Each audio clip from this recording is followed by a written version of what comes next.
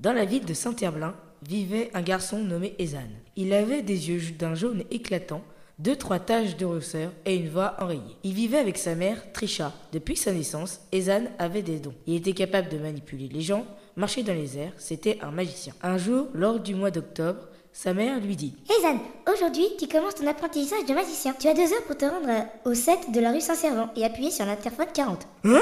Y a pas de 40 » s'exclama Ezan. Pourtant, ton futur maître m'a affirmé qu'il y a un 40. Ezan se téléporte à rue Saint-Servant et vit un papier sur l'interphone où il était écrit À 10 heures, le facteur te donnera un colis.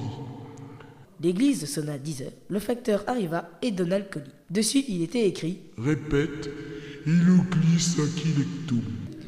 Ezan répéta la formule et se désintégra. Il se retrouva dans une pièce sombre et mystérieuse. Un homme vêtu d'une cape se dressa devant lui. C'est bon, t'es réveillé, on peut commencer le premier cours de magie.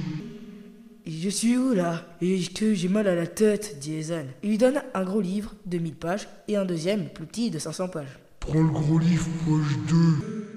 Lui dit l'homme, qui se révéla être son frère. Cette voix me dit quelque chose, dit Ezan d'un ton sceptique. Normal, c'est ton frère Zakul. Bon, maintenant que l'on a fini les présentations, va page 2, faire l'exercice 1. Ezan ouvrit le livre et lut la consigne, c'était soulever des objets. Il était écrit pour soulever des objets légers, il faut répéter Shimukti Vaka. Et pour soulever des objets lourds, il faut dire Shimukti Vaka Muktesima. Ezan essaya la première formule sur un crayon de bois. Le crayon s'est mis à flotter 5 cm au-dessus de la table. Tu excelles dans cet art, dit Zakul, stupéfait. Je sais, mais j'aimerais bien passer à la deuxième formule. Zakul posa une boîte de 1000 crayons de bois. Ezan récita la formule, mais cette fois-ci, ça ne fonctionna pas. Tu n'y arriveras pas si tu prononces la première formule.